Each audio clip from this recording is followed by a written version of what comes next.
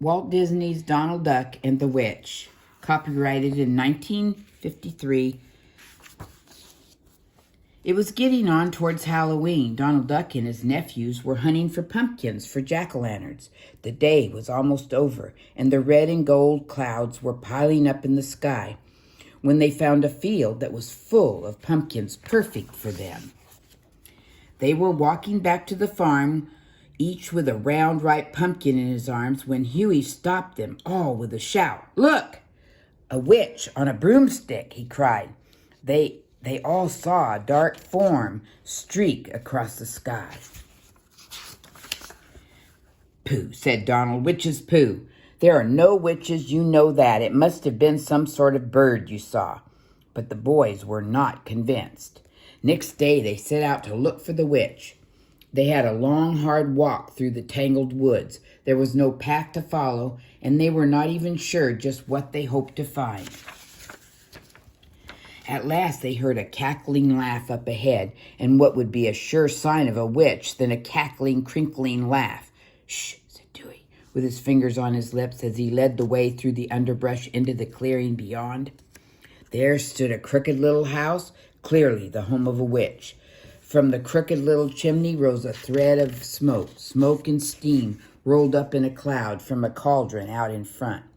And through the smoke came the merry, scary sound, the cackling laugh of a witch. "Welcome, boys, welcome," said the witch.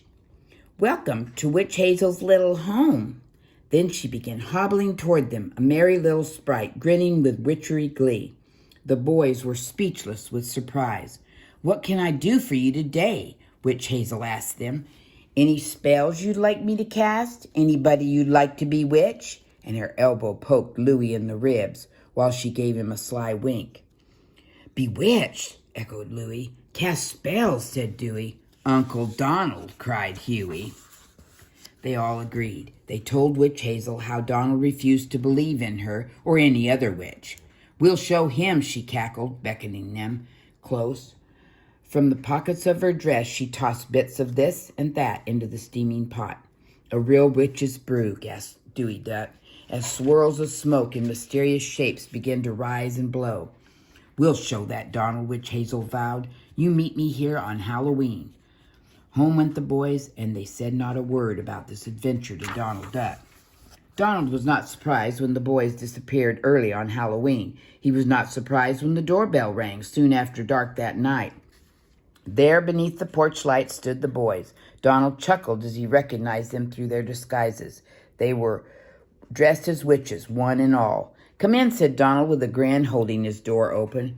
They parked their broomsticks beside the door. Donald rubbed his eyes as he thought he saw one jump that he knew could not have been. In came the witches, 1, 2, 3. No, there were 1, 2, 3, 4. Donald was surprised, but he did not say a word as they all took their seats around the room. "Treats?" he asked, passing a tray of fancy little cakes. "Ouch!" cried Dewey, who reached for one first. A mousetrap was stuck on his thumb. "Wow!" cried Louie, who reached for the next one. It turned out to be a jack-in-the-box.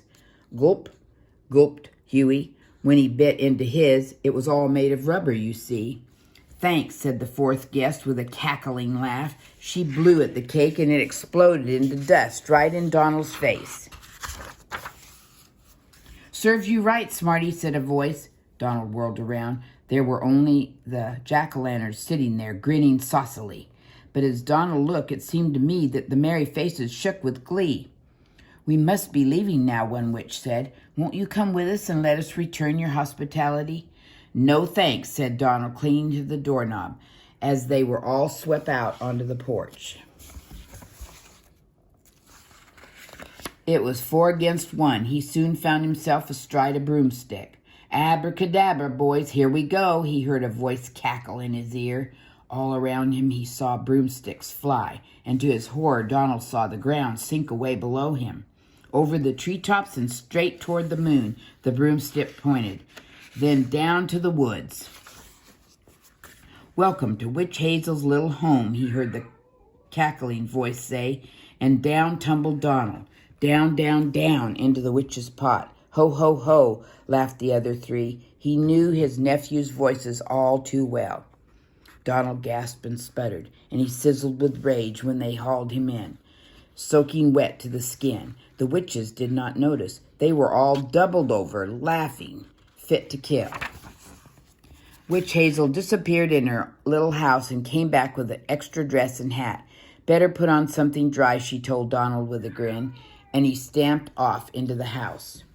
When he came out again, a table was set close beside the bubbling pot. 3 jack-o'-lanterns glowed on a Halloween feast. Pumpkin pie and an apple tart and candy corn and all sorts of delicious things.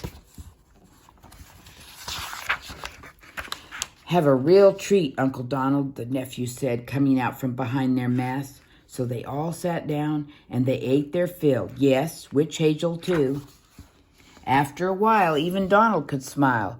I still don't believe in witches, he said to Witch Hazel with a courtly bow. But if there were any, I'd want them all to be exactly like you.